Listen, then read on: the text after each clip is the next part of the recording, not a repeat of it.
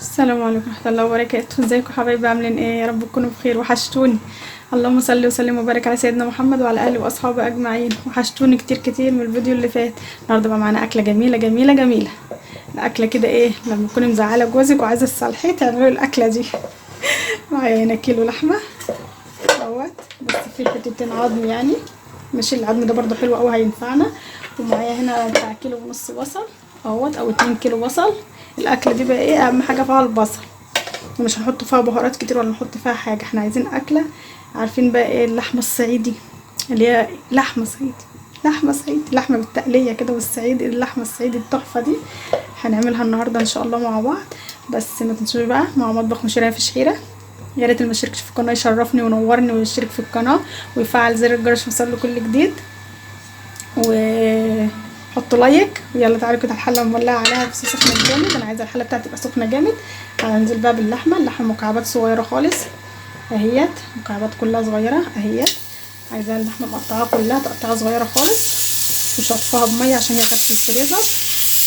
ماشي. النهارده بقى ايه نعمل اكله تحفه. احنا بنعوز كده ايه، بقول لك تظبطي الطاسه، يعني تظبطي دماغك كده. يقول لنا اعملوا الاكله دي، عايزين نظبط الطاسه كده بطبق لحمه بالتمور بالصلصه بالبصل بالحاجات دي بتبقى تحفه. فهنعملها النهارده بطريقه حلوه قوي قوي هتعجبكم، جربيها. عايز تعمليها كباب حله سميها. كباب الحله بنعمله بطريقه تانية، بس انت عايز تعمليها ان هي شبيهه لكباب الحله. ماشي. نسيبها بقى تشوحها. هنا انا مش هحط بهارات كتير ولا حاجه، هو فلفل اسمر وورق لورا وحبهان بس. انا معايا هنا بتاع 2 كيلو بصل. اهم حاجه الاكله دي هي تبقى اساسها بصل. انا معايا هنا بصل. اللهم صل على النبي.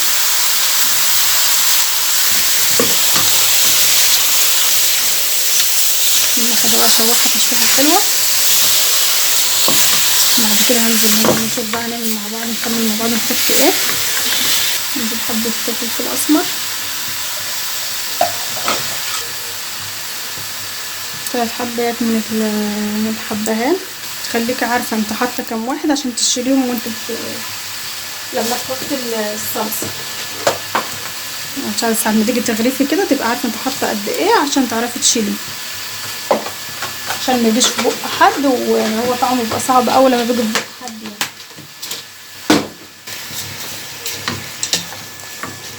هنا بقى اكلتنا تولع عليها بدري، عشان دي عايزه نار هاديه كده، وعايزه بقى ايه تكتكه وتسبيك وحاجه كده ايه، حاجه بسم الله ما شاء الله الله اكبر يعني. طبق اللحمه كده بيبقى سكر زي ما احنا حاطين له حبه سكر كده. زي ما قلت لك لو عايزه بقى مزعله جوزك وعايزه تصالحيه تعملوا الاكله دي.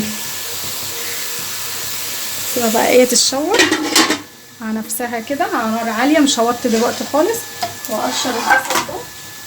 البصل ده لما يتقشر مش هيتضرب في الكب، هيتخرط ويتخرط خرط كبيره يعني، خشن كده زي ما بيقولوا يعني، مش ناعم كمان، مش هخرطه ناعم، هخرطه حتت كبيره كده عشان تستحمل معايا النار هنا، عشان تستحمل اللي هي تستوي مع اللحمه.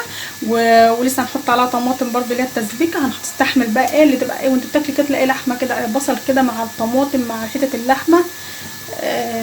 مش قادره اقول لكم بقى، تروحوا في حته تانية خالص خالص خالص. هنعمل جنبه رز ابيض بس كده، مش هنعمل جنبه اي حاجه. هي اللحمه دي هنعمل جنبها رز ابيض بس. اقشر البصل بقى كله وارجع لكم تاني. بصوا البصل انا قشرته اهوت، بصوا بسم الله ما شاء الله. بصوا قد ايه. هنا حط بصل زي ما انت عايزه ما تقلقيش. اهم حاجه الاكله بتاعتك دي تبداي فيها بدري، لان هي بتاخد لها بتاع ساعتين على النار وازيد كمان، لان بتسويها على نار هاديه. اول ما تشوحي اللحمه حلو تنزلي عليها بالبصل، تبداي بقى توطي عليها النار لان تستوى كده ايه على نار هاديه خالص. بس الاكله دي كده زي عند الصعايده، زي ايه زي الشاي التقيل كده. اهم حاجه في الاكله دي كل فتره كده لازم ناكلوها عشان ايه تظبط الدماغ. هم الصعايده اللي عارفين الاكله دي. بصوا انا بخرط البصل، بصوا حاجه كبيره ازاي، مش عايزاه ناعم لان هو هياخد سوا كتير زي ما قلت لكم على النار، فمش عايزاه ايه يتهرى بسرعه معايا. لما اللحمه تستوي يكون ايه البصل لسه فيه حتت كده. ماشي. ما تنعمش البصل خالص. الاكله دي بقى ايه تسمى يعني، هي في ناس بتعمل شبيهه ليها كده بيقولوا عليها كباب حله، بس دي حاجه ودي حاجه، دي حاجه واللي هي التانية ايه، اللحمه كده بالحله حاجه.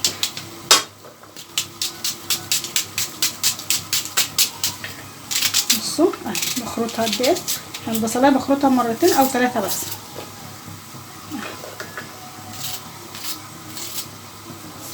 زي ما قلت لكم محطوش بهارات كتير للحمه، ولا قراوله وحبهان وحبه الفلفل الاسمر بس.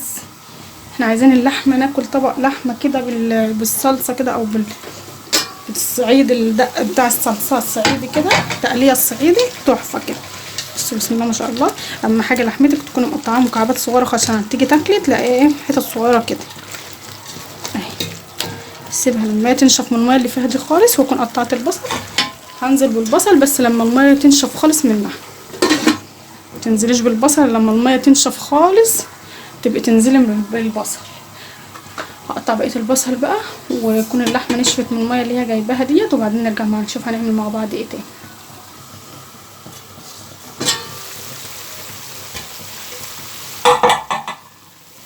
بسم الله اللحمه بتاعتي بقت جميله ازاي.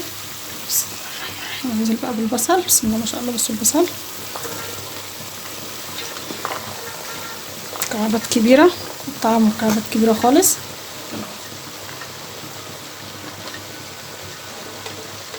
نقلبه بقى كده البصل حلو كده، نقلبه في اللحمه. اول بقى ما تنزلي البصل، تنزلي بالبصل كده على اللحمه ويغلي بقى كده مع اللحمه، يا الروايح الجميله فاخر من الاخر. بصوا هنا بقى هنقلها على العين الصغيره، هغطيها وهنقلها على العين الصغيره على نار هاديه خالص مع نفسها كده هي والبصل. وبعد كده ارجع لكم تاني. بصوا جمالها، بصوا الريحه اللي طالعه بسم الله ما شاء الله. بصوا البصل خس خالص ازاي. احنا كل ده محطناش ملح، متحطوش ملح لما اللحمه تستوي. واما تيجي تزوديها حبه ميه هتزودوها برضو ميه سخنه ماشي. بصوا البصل خس خالص اهو، كان مالي الحله خس خالص اهو. لسه قدامها بتاع ربع ساعه كده، وهرجع وهزودها بقى احط لها الطماطم. وبعد ما احط لها الطماطم والطماطم تتسبك حلو، لقيتها لسه اللحمه بقى ما استوتش، هزودها ايه ميه سخنه، ميه بتغلي. بصوا كده على نار هاديه خالص على البوتاجاز كده براحتها بقى مع نفسها ماشي. عشان تاكلي احلى طبق تقليه صعيدي لازم على نار هاديه خالص كده. خلص بقى لما تسبك خالص والبصل تستوى والدنيا تبقى تمام كده، هنزل بقى بالطماطم. خلص بقى وارجع لكم تاني.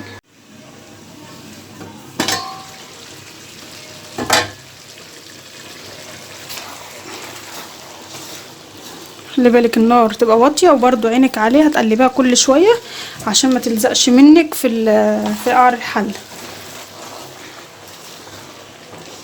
الاكله دي ما تنفعش في حله سلستين، هتلزق منك وهتتحرق، فخليكي في حله ألمونيا احسن.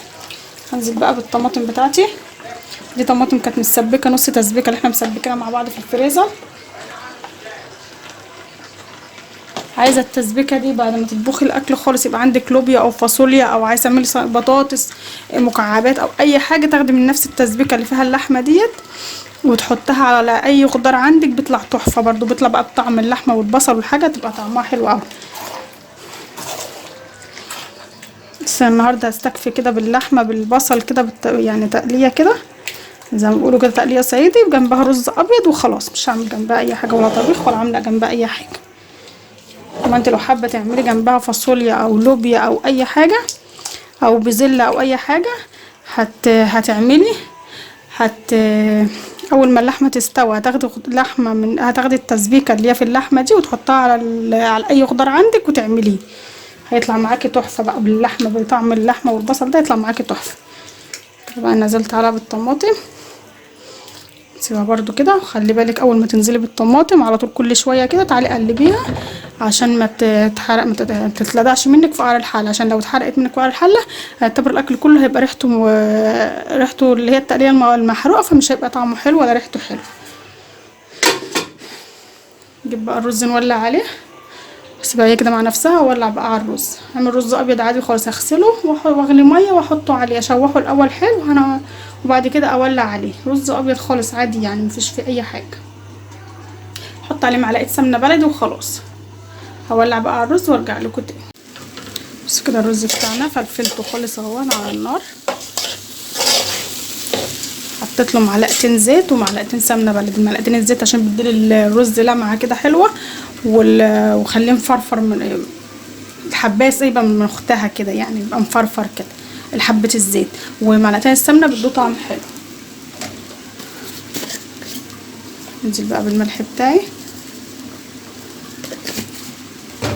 وانزل بالميه سخنه بتغلي. اهم حاجه عشان الرز يطلع معاكي مفلفل وحلو، حتى لو هتعملي ابيض شوحيه حلو الاول.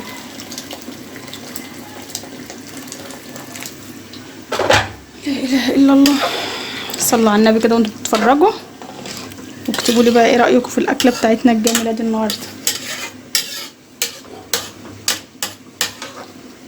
بصوا بقى اكل ايه من التراث القديم، لا طبيخ ولا اي حاجه. انا هنعمل جنبها اي تقليق، يعني اي حاجه جنب الرز يعني ولا حاجه. هو الرز واللحمه بالصلصه وخلاص، اللي هي الصلصه صعيدي وخلاص، تقليه صعيدي كده. الرز بتاعي خلاص كده عسل. طب هعلي بقى عليه كده ونار عاليه عليه، سيبه لما يستوي بقى حلو. زودوا بس كام حبه ميه بس كده. معايا الرز كده جاهز. زي ما قلت لكم حطوا له معلقتين الزيت، هيدوا له لمعه حلوه ويخلي الرز معاكي مفرفر كده وجميل. وهنا بقى اللحمه بتاعتنا الجميله خلاص استوت.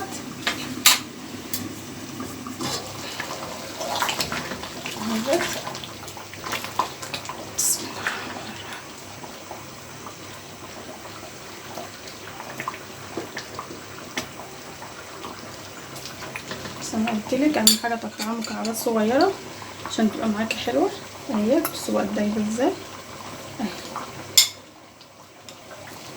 بصوا اللحمه كده بقى. انا هنزل بالملح دلوقتي، يعني انا كنت كل ده لسه ما نزلتش بالملح. وكده بقى لها ساعتين وربع على بقى لها ساعتين وربع على البوتاجاز. ماشي، هسيبها برده كمان شويه، احط لها الملح واسيبها بتاع 10 دقايق تغلي كده بالملح عشان اللحمه تشرب معاكي من الملح كده وتبقى حلوه. حتى بصوا العظميه اللي كانت حته العظمه، بصي لا سابت من اللحم خالص ازاي كده، تعرفي ان لحمتك خالص استوت كده وبقت 100 100. الصوص ده بقى حطيه بقى على الرز الابيض، يا خرابي خطير خطير بصراحه يعني. طبعا الملح ما تكتريش عشان ايه، حط حبه ودوقيها بقى نشوف هتحتاج تاني ملح ولا لا.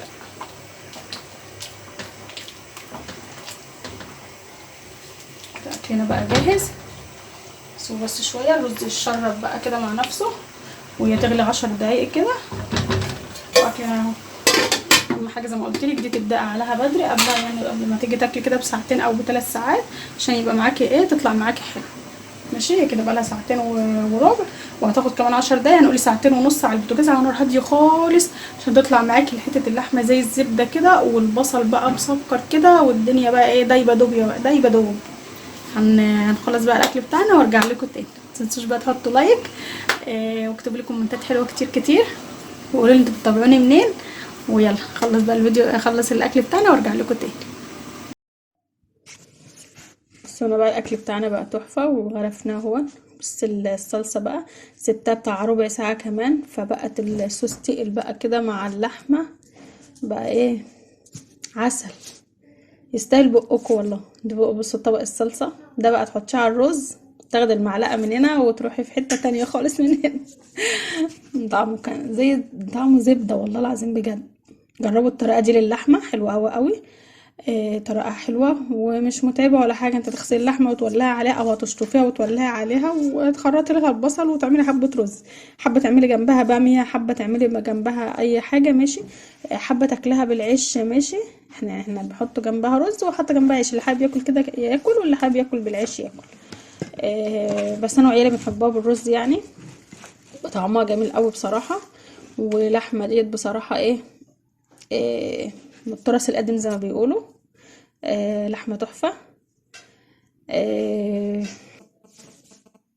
بصوا اللحمه في الشوكه، بصوا دايبه ازاي، بسم الله ما شاء الله دايبه خالص. ما يعني اللحمه تحفه. جربوا الطريقه دي مش هتندمي. مع مطبخ مشيرة مفيش حيرة. اللي مشتركش في القناة دي تشرفني ونورني واشترك في القناة ويفعل زر الجرس يوصله كل جديد، وحطوا لايك. عايزة بقى لايكات كتير كتير على الأكلة التحفة ديت. السلام عليكم ورحمة الله وبركاته.